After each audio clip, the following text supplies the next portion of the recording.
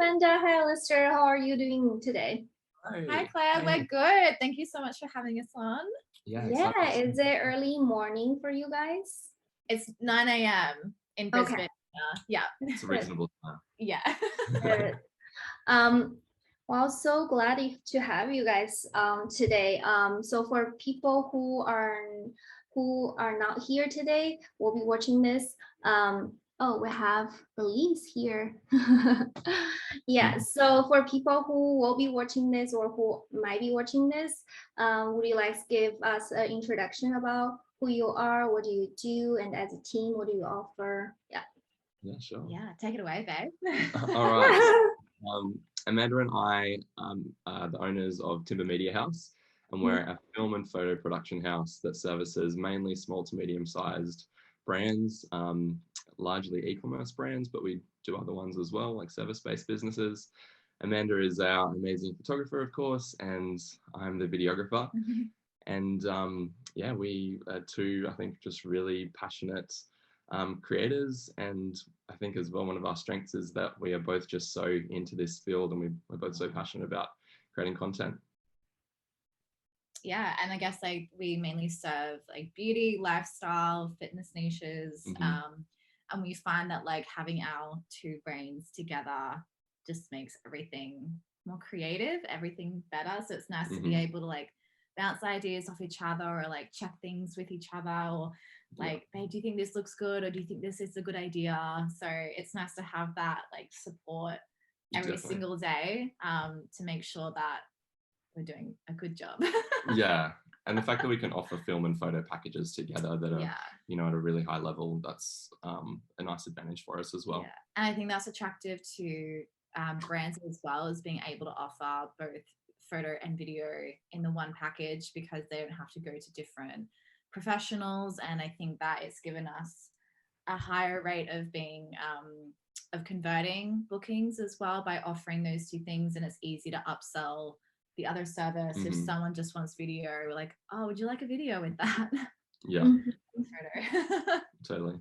Yeah, that's great. That's a really great combination. I feel like you guys are, ever since you guys are joining the force together, and it really like made your brand even more complete. Before it was already amazing, and after editing to videos, and I feel like it's definitely a next level, and it's increasing the capability for booking more clients, or asking existing clients to, you know, for more packages deals. So I thought that was great thing you guys did.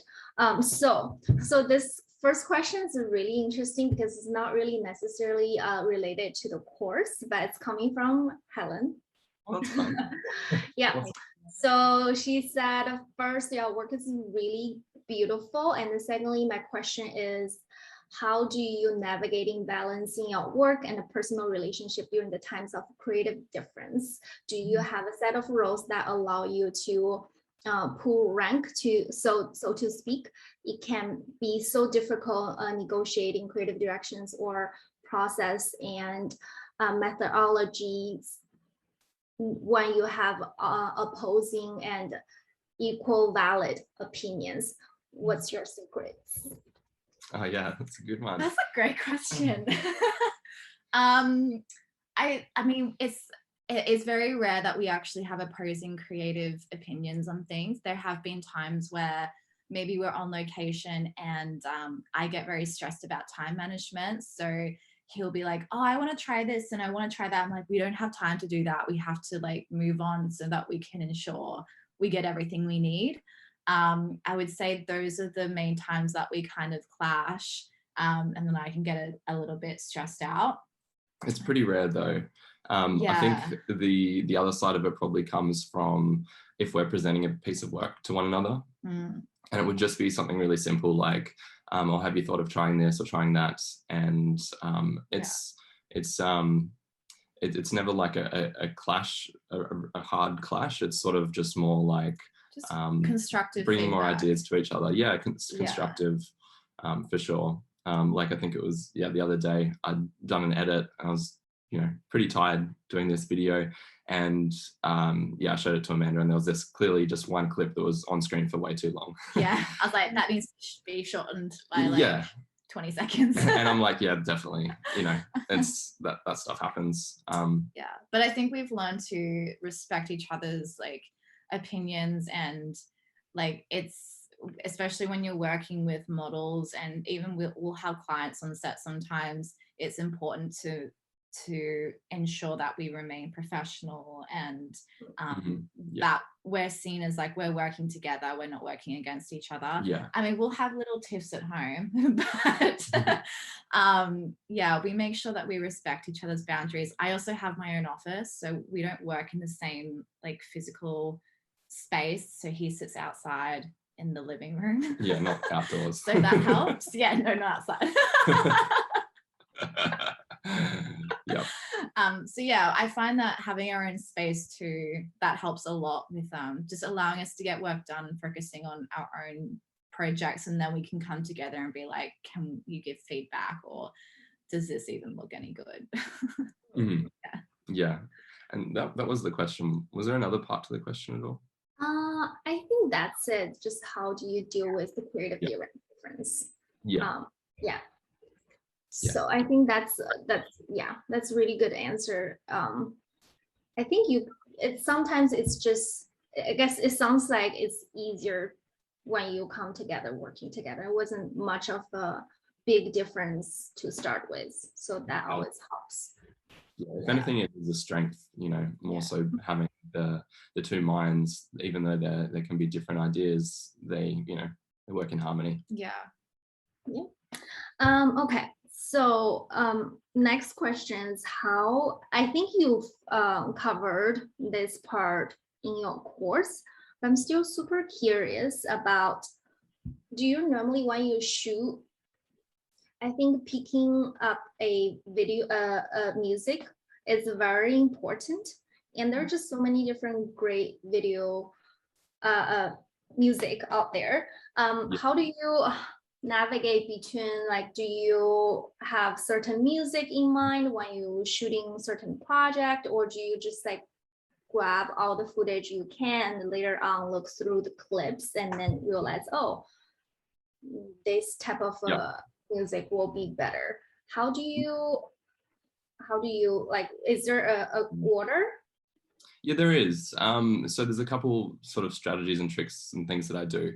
I'd say for the most part, my workflow when it comes to picking music is I've sifted through all the footage and I've chosen my selects, so my favorite bits of all the footage that I've chosen. And so that gives me a really good understanding on what the footage is like, how it sort of feels. Sometimes when I'm doing my sifting, I'll be listening to music as well, even just on Spotify, and music that I like. And I can see, something inspires me. There's like a sound or a clip where it's combined together, it just, hits the mark for me. So that's sort of one thing that I do. So when I'm, jumping onto one of the music licensing platforms that I use, either MusicBed or Artlist, I've kind of primed my brain a little bit. So I know what I'm sort of searching for.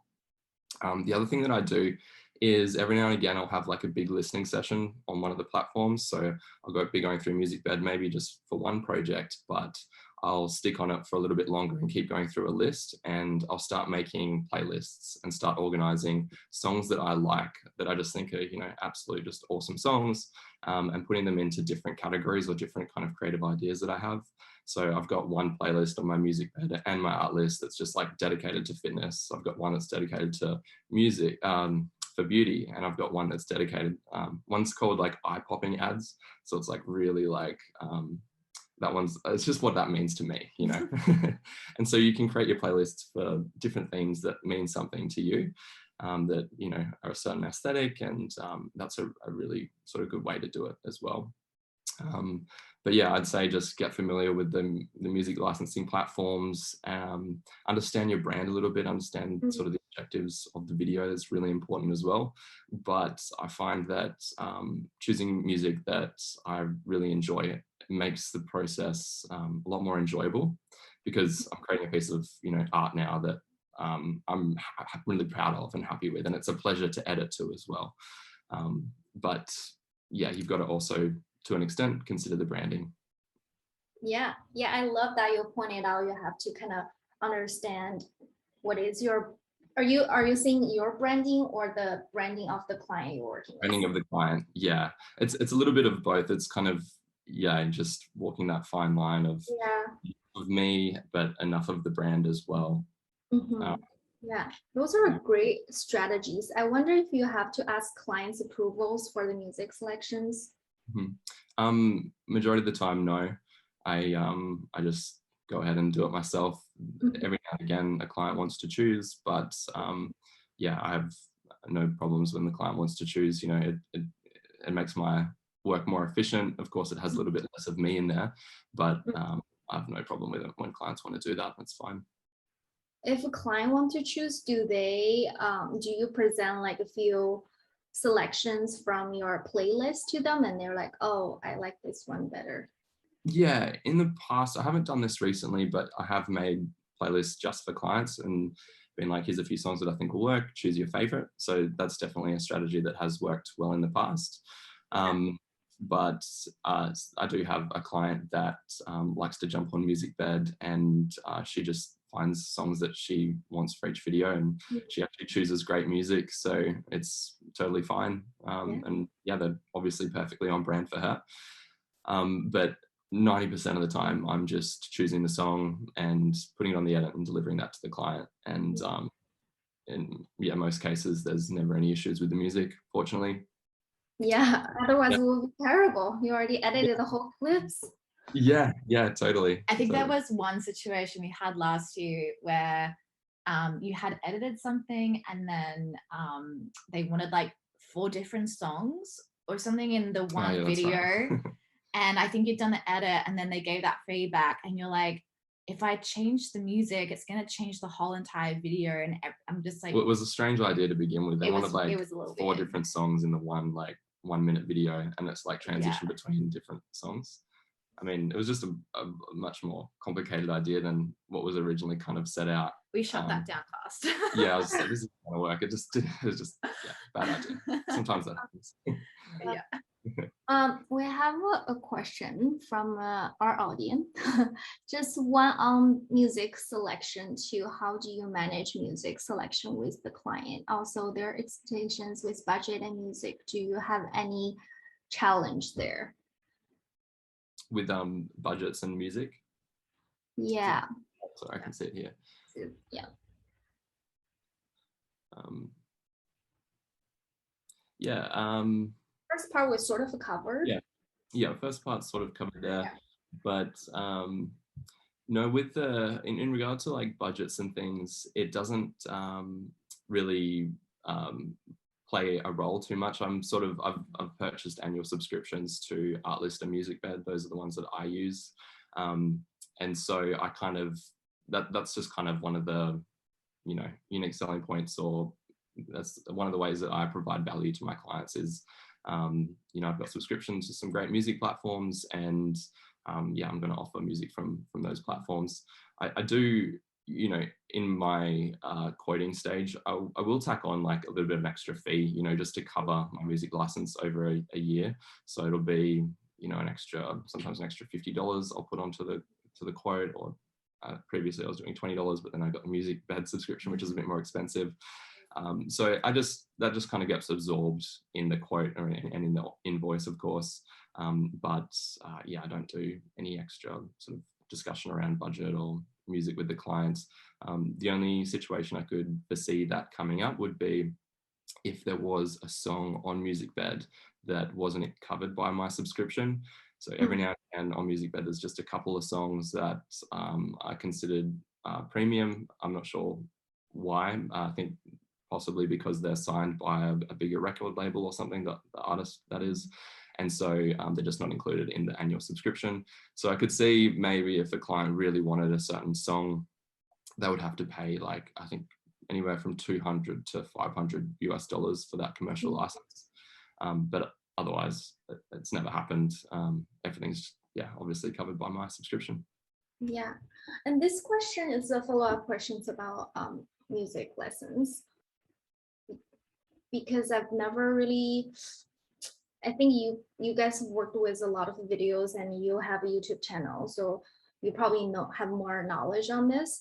I noticed that I think you covered a little bit in your course. So when you deliver the project, you give each client a little lessons, which is like a little code of that music you're using in your clips. And is the client supposed to have that every time they post the clip? Or like what is like the legal usage of Yeah. that? Yeah, so this just applies to music from MusicBed. It's just when you give a video over to a client that's going to be used on YouTube, you need to sort of clear it with YouTube's kind of copyright stuff. And so you just go into your sort of back end of MusicBed, generate a license for that song, and it tells you, put this code into the description of your video and quote it, anytime if anything, comes up, your video gets flagged for a copyright strike. So you just give them that code and advise them to put in the video's description, and yeah, they're good to go. Okay. And then posting on Instagram and Facebook, they don't need to do anything. I haven't had any issues with anyone using Instagram videos with music from those platforms at all. And then with Artlist, the license, it works a bit differently. You don't have to do an extra step at all. You just give the video with the song, and I've never had anything happen in regard to any kind of copyright issue. Cool. Yeah, that's really helpful. So next questions is about the lighting setup. I love you mentioned you have these little lights. Oh yeah, nice. Yeah. Yeah, you have like 4 or 5. I have a 2, but I'm now just using it for when I do this type of calls to light myself up. Yeah. Because I don't really do much of the video stuff. I know they have different lights and you can use your phone to control. I saw it was such a great tool to have for a product videos. I've seen a lot of people having these lights. So I love that you sort of showed and demonstrated how to utilize these lights in your product photography, because they're really handy. Yeah. And I noticed that you have codecs lights, and then I think you previously mentioned those are hyper lights. You can use it as a strobe and a continuous light, and which is in a not as expensive as what's the other brand? Aperture. Yeah, no, the other one. Sorry, losing my words, but there's like another high-end brand of lights photographer always use. But I think this one is, compared to the other ones, is still slightly cheaper. But I love the lighting you guys use, and it seems like you have one big key light and maybe you have another field light right here. So it's sort of like 2 lights kind of set up for your videos and for still life images as well. Yeah, I'll often use the same kind of setup. So at the moment, I really love like having a key light with a big softbox my right, and then I really like to light from the side. So I'll have like my other strobe light pretty much directly on the side of my scene. I might then use like a scrim if I want to like soften that light a little bit further and just soften the shadows. But I just find it can give a scene a little bit more depth. It obviously depends on like the brand and what kind of lighting they want. I just think it's a really beautiful way to light products. Yeah. And usually we don't use any more than 2 lights. It's pretty rare. Yeah. Sometimes I might use 1 and just like whiteboards to bounce light onto the scene. But yeah, 2 is helpful though. Yeah, I love those lights. It's beautiful. My follow-up question for the lighting setup.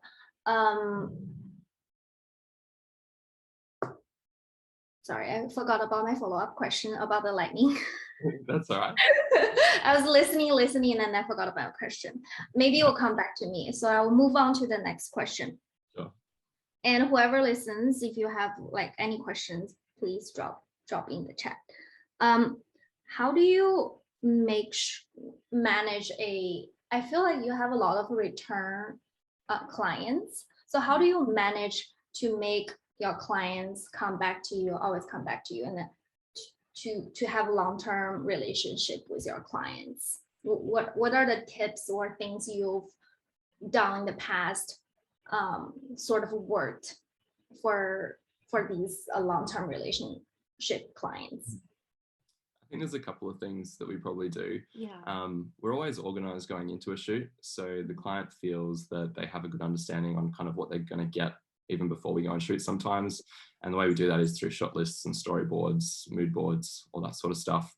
So there's a good amount of pre-production type activity that goes into it that I think definitely sets the stage for a really successful transaction with the client.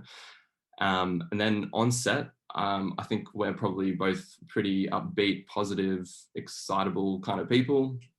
So we have a lot of fun with our clients on set on the shoot day. And yeah, I think because we have so much fun, that helps the creativity on the set as well. You know, people are seeing us being creative and everything, and that's always a joy to see and to be a part of and be around. So yeah, we just have a lot of fun. I think we try our best to be really fun people to be around for our clients. I think too, like it also comes down to just like doing good work. And that too, yeah. And that's why for us, like having a very thorough pre-production process is really important, because it helps with efficiency and it helps the client, obviously visually see what the shoot will come out like. But the results are obviously really important, that if they don't like the content, they're probably not going to come back to you. So it's important that every single stage of the workflow is very strong. I also think communication, like just good customer service and like being a nice person and being friendly. There are some not so friendly people out there. And for us, it's really important that we get along with our clients, like as people. And I think that if you don't, you can kind of pick up red flags at the beginning if you don't quite gel with somebody, and it makes the working relationship harder. It might be that if you're too different, they might not like what you put out just because it's subjective. They might be more picky, or so we kind of we've become better at picking up on personalities and who we think we'll get along with. I also think too that being on Instagram and constantly like showing our faces and like showing our personality, that attracts the right kind of like business owners to our brand, who are like, oh yeah, they seem like cool people, like they produce good work, they seem friendly, like down to earth, and maybe they'll inquire. I've literally had like clients in the past tell me like, oh, the reason I hired you is because I just think you're a really relatable person. I'm like, oh, that's good. So I think it's like it's a combination of really strong marketing and looking at how you can attract the right kind of like personality, and then to attract the right kind of brand is obviously putting out the kind of work that create the work that you want to be hired for. And I also think too, when you've done a project with a client, often what we'll do, like if we want to work with them again, we'll be like, oh hey, we're booking for, I know, October, November. We tend to book out like 1 to 2 months in advance. Like if you'd love to book in again, we'd love to work with you. Like, would you like to move ahead? So it's giving them like an opportunity to book in again. And if you don't give that to them, they might just be like, oh, okay, cool, like I'm good for now. Whereas, I think if it's important that as photographers and videographers, we pitch our services to people that we want to work with again and again. And I think that combination of things. Those are great answers. Like I think you touching based on, first of all, you need to have a great planning and definitely great communications with clients, You need to have a great personality on set. But I'm curious, when you onboarding client, do you do a only emails or do you sometimes hop on the call with the clients? Yeah, vast majority phone call for me, definitely. I really think that that's important for my for my process. Yeah, phone call is great. Me, not so much. I don't mind jumping on a phone call, and I find that it does help to convert. I spent 5 years in a call center, so I've had like my time on the phone. I prefer to like sometimes just do things via email. I also think that when it comes to product photography, there's a little bit less involved with video. Like there's less details that I need in order to quote. Like for me, it helps when people send through visual references, so I can be like, oh, okay, that's the style that you want. This is the quantity. Okay, let's quote. But yeah, I do find though that it does help to jump on a phone call if you don't get enough information in a brief, or if you think that it's going to be quicker to get the information out of the person on the phone. And it does help overall, I think, to convert better, because you're having that real conversation as opposed to, like, I think sometimes by email, firstly, email might not be prioritized by them. They might take something the wrong way, like tone can be misinterpreted sometimes as well. But I think it's just like knowing, like when an inquiry comes through, so Kiri, our project manager, she mostly handles them, and I'll tell her like, oh, I don't think I need a phone call with this person, like here's the quote. Or I'll say, oh, can you please set up a phone call, because A, I would really love to work with them, and B, I need more information. So it seems like Amanda don't necessarily need a phone call, but if you wanted to require additional information from the clients, you will jump on the call. But seems like Alyssa, you do love a phone call with a client. Is it because you kind of want to get a sense of their personality, how easy to work with them, or do you actually need information from your client? It's actually to get more information. It's to get to know them and to build a bit of rapport with them, sort of going into the project, which I think just sets the stage for a great relationship with the client. But usually the phone call happens after we've received a written brief, and I'll read that brief and I'll be writing down a bunch of questions that I have about the brief that, I just want to go deeper on it. And so I schedule up the phone call, and I have all my questions written down on my Milanote, and then another column for all the stuff that I want to write down. And then pretty much I'm starting out that phone call just with a really open question and just saying, tell me about your brand, tell me about your product.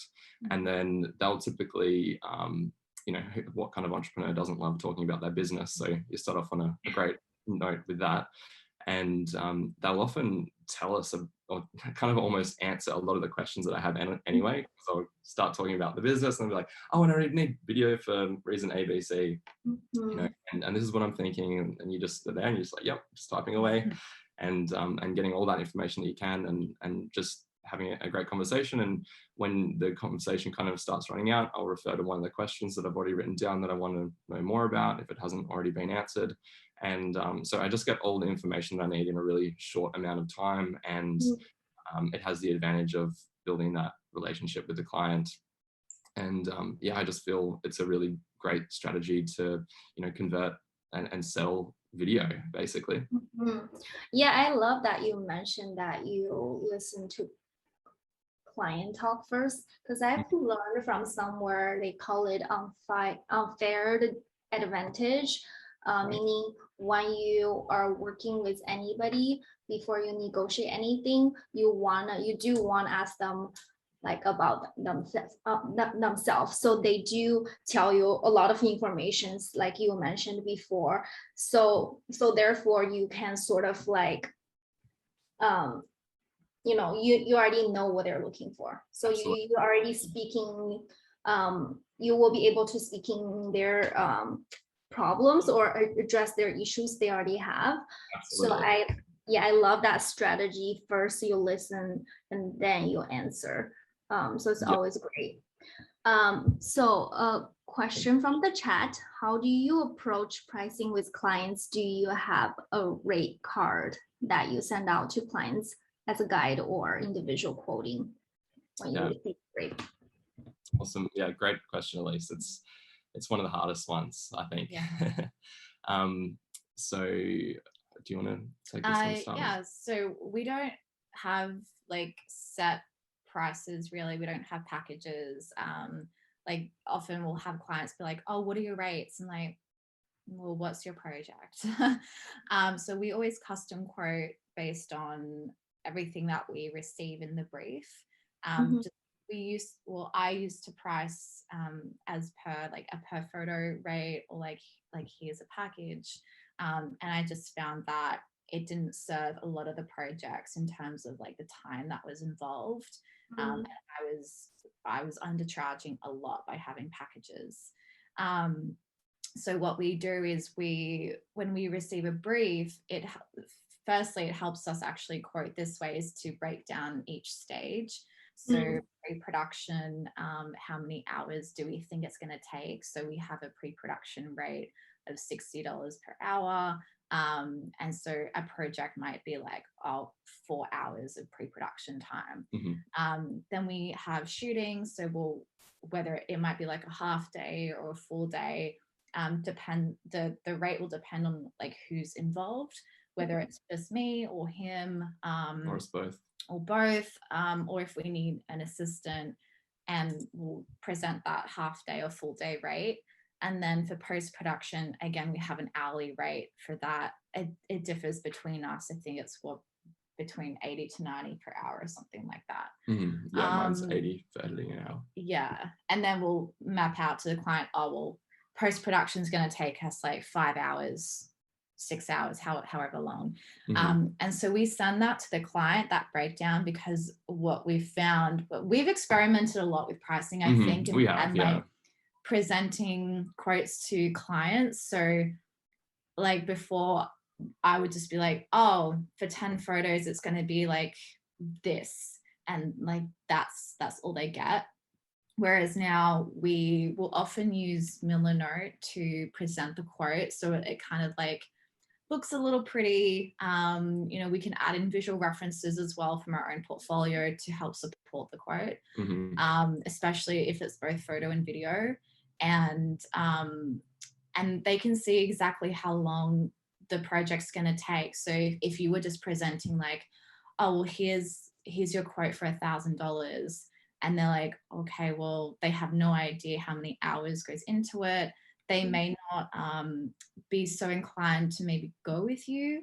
So I think when you can present your value in terms of like, this is how much time it's going to take me, and these are my rates, like it's on a silver platter for you to see. I think that clients appreciate that a little bit more, like that transparency in pricing. And I have found that, I mean, obviously if they can't afford us, then it doesn't happen, but we don't get negotiated down by, well, I've only had one person do that to me recently. So it's very rare that people will try to be like, oh, well, can you do it for this? We're like, well, no, because this is what we've mapped out for you. So, and obviously you can adjust the price by adjusting the deliverables that the client wants. But I think for us at least, custom quoting has been the best strategy, because you're not you're not underpricing, you're not overpricing, you're not boxing yourself into something as well. I see, some creators, like video creators, they'll have like a $600 package, and it's like, this is your 1 minute social media video for $600. And I feel that I would personally feel like boxed in and restricted with that kind of framework. I like to create something totally custom, And there's like times as well where like during that process, so we'll often put like, oh, the quote is starting from blah, blah, blah. Because there are other things that might come up. So we have like a shoot at the moment where our pre-production has been really extensive because they've changed their minds on pre-production. So I have to charge more because we've spent so much time going back and forth and like redoing the pre-production like shot list.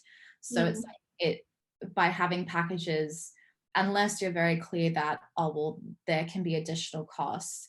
I think it's important to make note of like, oh, if we need to go over, like we might need more time than this to capture the content you need, or like we might need more time in pre-production depending on like how the process goes, because anything can happen, especially with video when you're like writing scripts, when you're storyboarding, you're bouncing ideas off the client. It can turn into a really long process and more hours than what we estimate. So I think it's important that you're also clear with the client, like, this is just like the base price, and if you take up more of my time, I will charge you.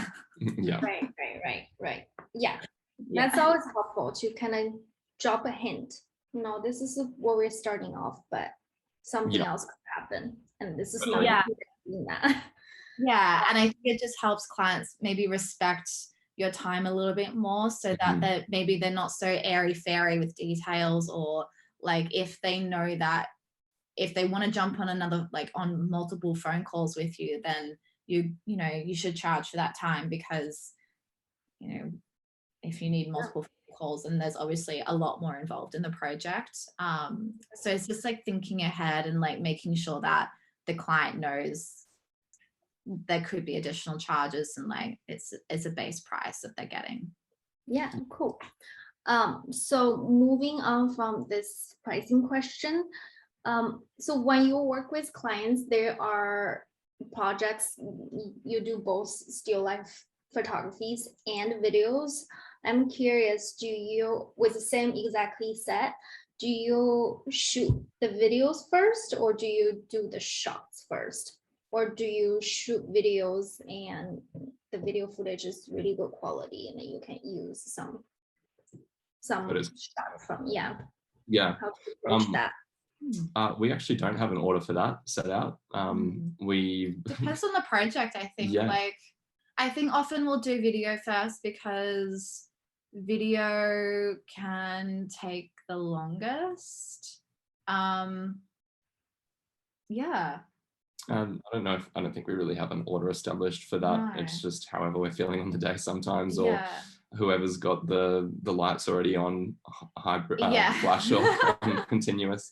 And like often if we're shooting video and photo, like he might do like one take and I'll be like, oh, I want to get a photo of that, so he'll just like step aside and I'll just get my photo, and then he'll jump back in to continue video.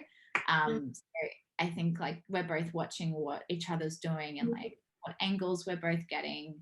Like I might be at a different angle and I'll be like, oh babe, this is a really good angle, you should get this. So we kind of work in amongst each other like that, I think, for most of the time. Yeah, definitely. Yeah, that sounds like a very interactive between both photography and the videography. But do you use when you do both, you share the exactly same like setup, right? Because generally you would jump in and do some, and he would jump in and do some stuff. Yeah, I think most of the time, like there are times when like obviously, because with photography it is better to use strobe, which is why we have the FV150s, because we can change between strobe and continuous, but at the same time it you know, it does take up a little bit more time to do that. So we do have to consider lighting setups sometimes, like especially if we're in we're doing model photography in a studio. I would much rather have a strobe setup and then a continuous light setup, so that we don't have to move lights around, and we don't have to, like, we can literally just jump in and out. I find that to be a little bit more efficient time-wise, by having, obviously you need to have the gear for that. So if we're at a studio, there's all the gear that we need. But yeah, if we're on location, it's a little, we mostly use natural light on location though as well. We do, yeah. Cool. Well, so I noticed you shoot 4Ks, and then I wonder when you do the final deliverables, what are the, quality of those clips, or it depends on clients' requests? Yeah, generally I offer 4K, just as another way to sort of, offer something a little bit better. I shoot everything in 4K.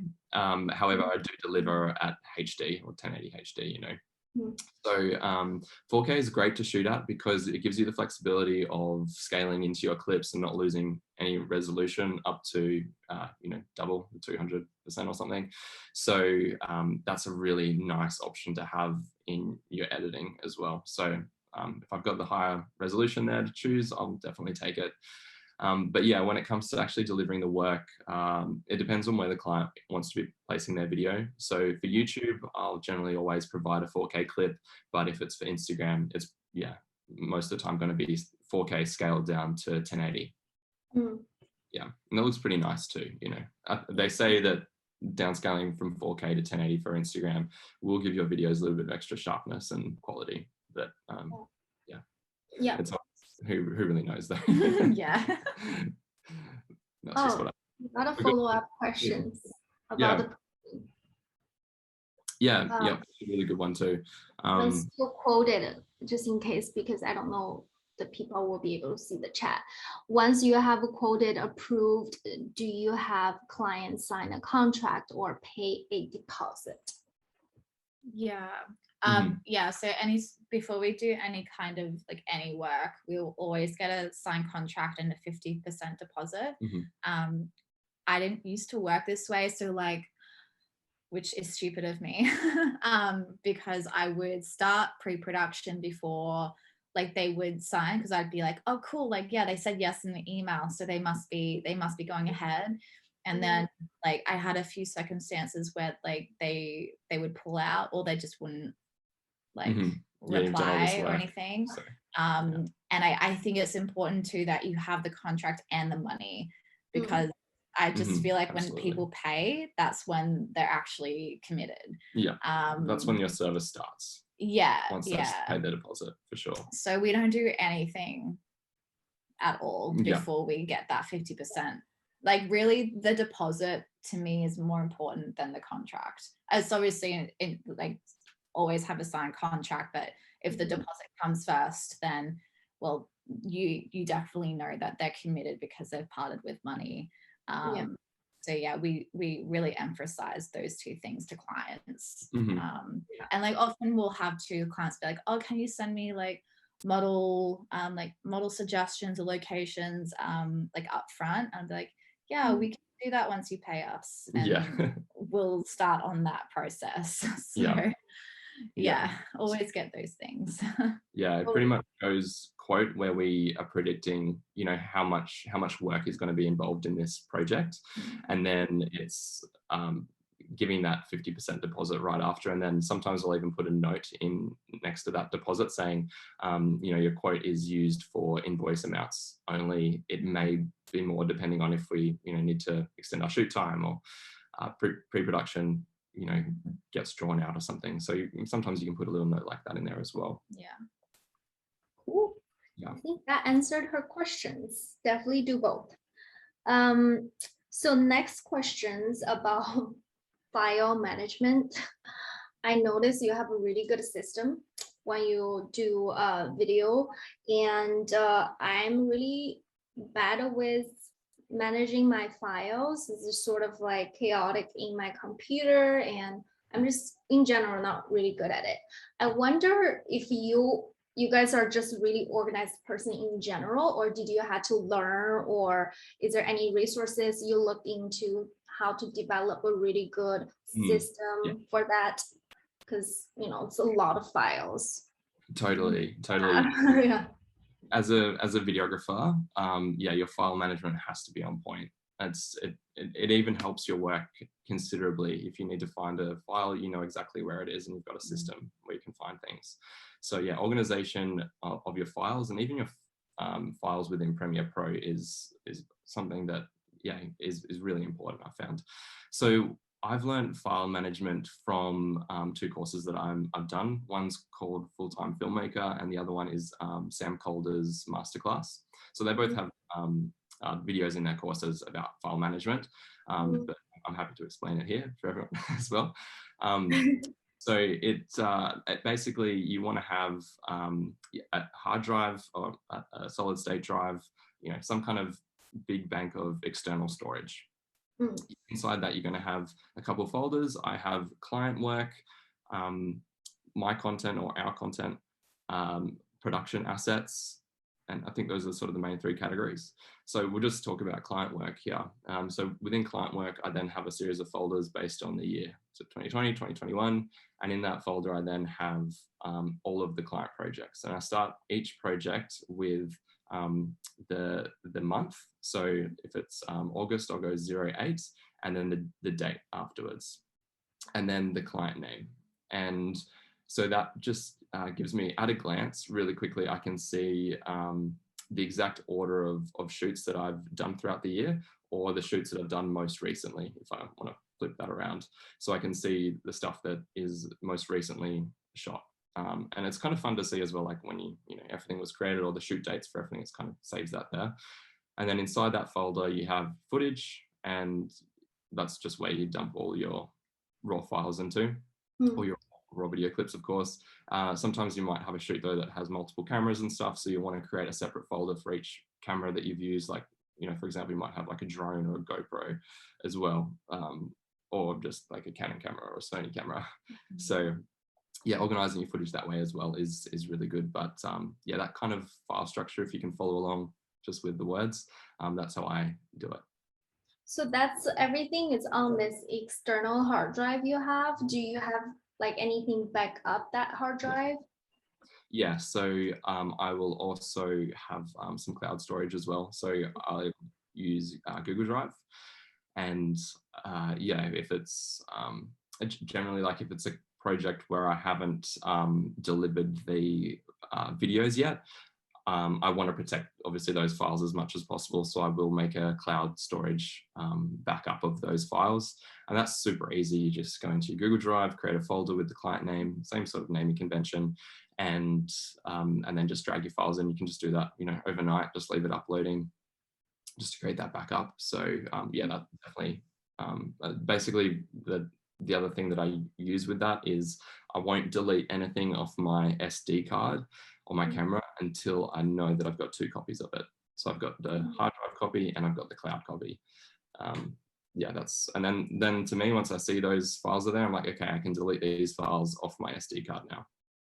So do you ever clean up your cloud storage? Because it yes, adds up really quickly, and you do have to pay for those storage. Yes, you do. So yeah, it costs money, and I'll clean up my cloud storage after a project has been delivered and approved and totally finalized, and even probably like a month or 2 after it's been delivered and finalized. So yeah, that's just to save on my cloud storage costs. And sometimes I will also make an extra hard drive backup on another hard drive as well. Yeah, I guess because you deliver your product via like a cloud storage type of situation. So if you are cleaning up those storage, do you normally give client a period of time and say, hey, you can download these for however, and then after that will be clean up the storage, or do you how do you manage that? Yeah, we do that.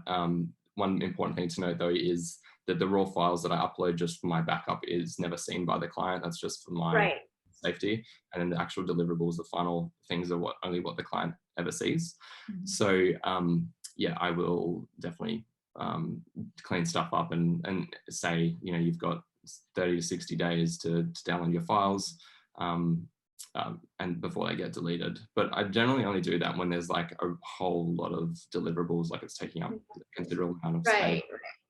But yeah, over time, like I'll have to do a cleanup when I get a notification saying storage is almost full, and I'll just go through and see what was sent ages ago and do a big cleanup. I think it's important to like tell the client, they're like, oh, like I usually tell my clients, you've got 3 months to download like your photos.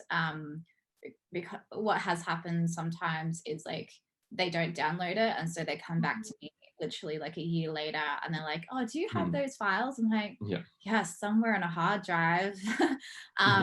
So I'll actually charge them an admin fee to re-upload. I just charge them like $15 or something like that, if it's outside of that time frame, and we have it in our contract as well. Yeah, I think it's important because like something could happen to our hard drives, like if they get stolen or they like stop working, and the client doesn't have their assets that they've paid for.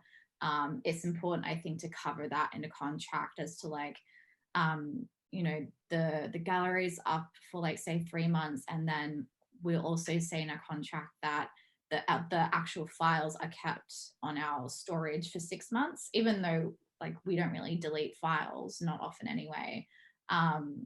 But it just covers us in case something happens to our gear, that we're still covered if the client's like, oh, well, I paid for it, and like I should be able to access my footage even though they didn't download it. So I think putting those boundaries in place for the client, and just telling them in an email, like, please download this so I know you've got a copy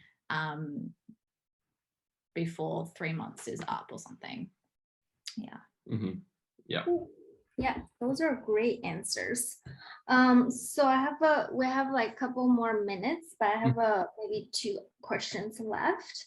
I was watching your editing process, and you select the music first, and then I noticed you're trying to match the beat from the music with the lights a little bit. I always found out that's fascinating because I've seen so many clips, video clips out there. Some people are doing really great jobs in sync of either the lights or just like the video action with the music. I wonder if you have any sort of tips to how to make those two sync in together perfectly. So yeah, absolutely. Editing to music is going to boost the quality of your video considerably if you can do it well. So the tips that I'd have, first off, would be you'll see when you add the song into Premiere Pro, you'll be able to see what's called the waveform, which is the visual representation of the song. So for that layer, just make that a bit bigger and bring it right underneath your footage so you can really see that waveform. And what you'll be able to notice is as you listen to the song, you'll see these little peaks, and they might represent a beat. And so some will be more pronounced than others. And so you just identify which ones those are, and you know, zoom right in and make your cut right on that beat. So you know, each cut is on like a specific beat. That is a really great way to do it as well. For some, it really depends on the song as well, but listen to your song and just see, like, is there a moment within a clip, not a cut, but is there a moment within a clip that works really well on this certain part of the song? Like, you know, maybe your camera movement, like you might do like a speed ramp or something where you like move in really fast or something. Yeah, just I would say though, listen to the music and see what you're putting down in your project, and just make sure it matches, and maybe see, is there another way I can really like emphasize this part of the music, like right here, you know, with some sort of effect. So yeah, those are some of the tips that I'd have for that. Yeah, I love those. I think the cut tips is definitely a great one. I feel like overall, if you can match that, even though not each clips is completely in sync, it's still pretty impressive to see that transitions. And then I noticed you spend a lot of time just listening to music and going back to your footage and see what will match with what part of music. I think that's like it's the editing part why it's so time consuming, because you do have to do these back and forth, watching your footage and listen to the clips, and that is, yeah, it's a very time consuming job. So yeah, so another question is,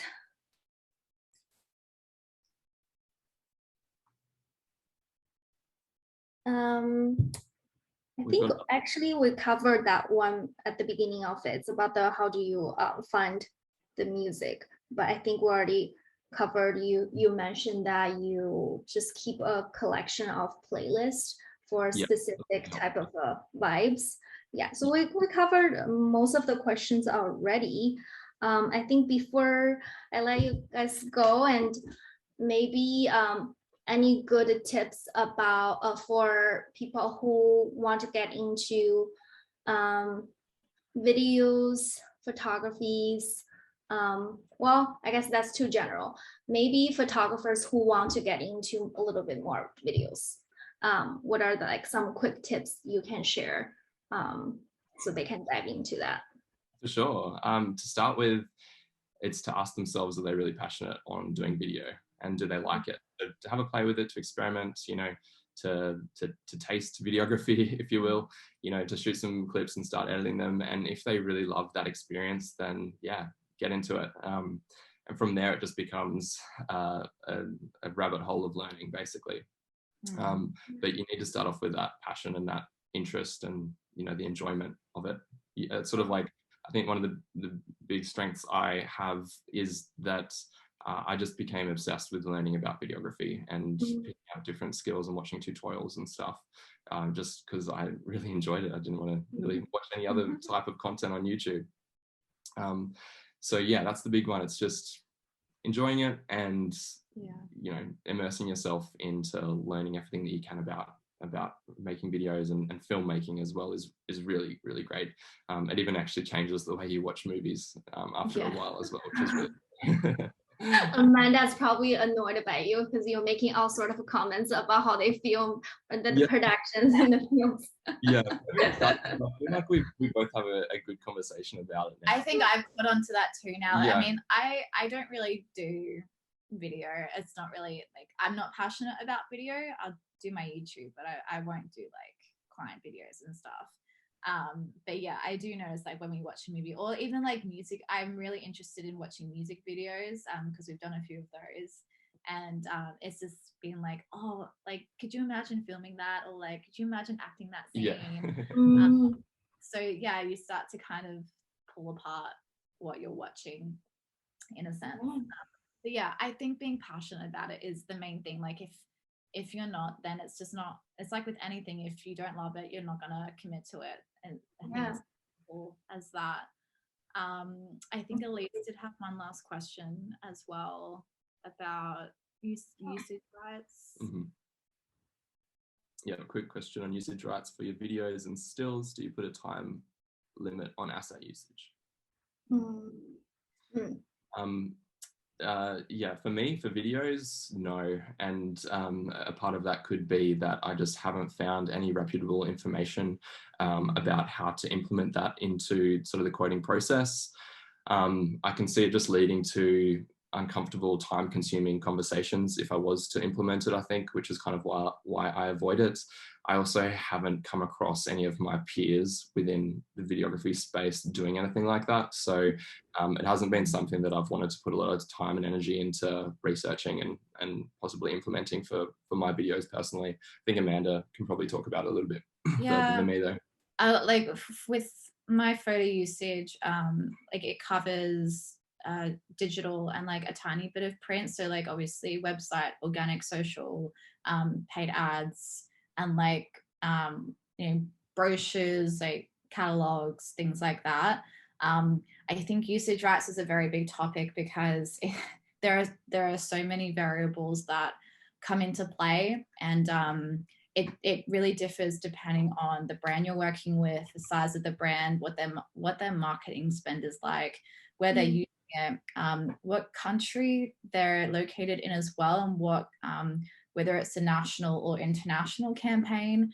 So I've spoken to a lot of other photographers about usage as well, and in Australia, it's not something that is like, I think, as well known as it is in, say, America.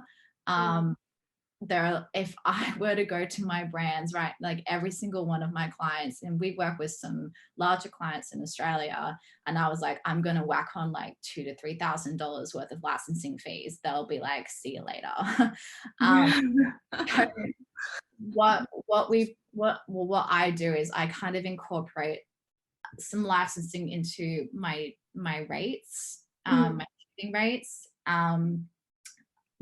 Like, I just don't think there's a right and wrong way kind of to do it, because everyone does it differently. And at the end of the day, you don't want to like scare away a client with exorbitant licensing fees. Right. You want to be able to book them, do good work, and rebook them. So I think you've just got to read the situation. I mean, if you were approached by a really big brand and they want to use your photos on paid advertising for like, I know, a year, then yeah, maybe I charge some kind of licensing fees, and I would only be able to quote that, I think, based on what, like, how the brand wants to use it and how long, and like how big is their audience, like how many followers do they have, what kind of maybe insights do they have from their Facebook ad marketing platform. But there's and what Alistair said before is that there's no I don't feel like there's information out there that is like, this is how you calculate licensing fees and this is what you should do. So I think there's a lot of confusion as to, like, for new photographers as well, being like, oh, should I charge licensing fees, or like, how much should I charge? And like, to be honest, you probably don't need to charge anything, because you're working with small business and they can't afford it, and they don't have the audience to warrant like and like licensing fees, if that makes sense. You obviously have an image license that you give to your client, so you don't hand over copyright. But when it comes to charging like additional licensing fees, I just think like you've got to read the situation, and you don't really do it. It's included in my shooting rate, but I'm not like, oh, you can only use my photos for a year. And we also find that like many of our brands that we work with, they come back to us over and over again anyway. So they're always like, brands don't want to use the same content from 2 years ago. No, like, they don't want to do it anyway. So I think it's better to build a good relationship with the brand and quote fairly, and like just not think like you have to charge big licensing fees because you don't. That's my opinion. From the education I've had from other photographers on licensing, there are other opinions out there on licensing. I think it's about doing what's best for you and your business and also your lifestyle, so that you can, it's like when you're pricing work in the photography industry, there is like a whole spectrum of prices. And, you've got people who are pricing for profit so they can actually run a sustainable business. And you have people who, they might work like a 9 to 5. And so photography is really more of a hobby. So they charge less because they don't see it as like a sustainable career. So they don't take it seriously. So there's little things like that I think come into play as well. I know I could talk about pricing for a long time, so I'll keep it there. Well, I think those are great, opinions and feedbacks, and there isn't really a set in stone answers for like a pricings or contract. It all comes down, depends on the type of a business you're running and the type of a business your client is. So it's a case by case situation. I feel like it's kind of like going back to the pricing. You do want to custom the pricing for each quote. It just because there's so many variable reasons goes into it. But those are great opinions. I hope Elise liked our answers. Yeah, they were great questions. Thank you so much, you guys. I really appreciate hop on today, this call, and I hope we got some great answers for people who will be listening, and I appreciate your time. I hope you guys have a good rest of your week, and we'll talk to you guys soon. Yeah, Awesome. thanks Thank so you much for so having much, us. Claire. It was an absolute Thank pleasure to talk you. to you today. Thank you. Bye. Yeah, bye bye.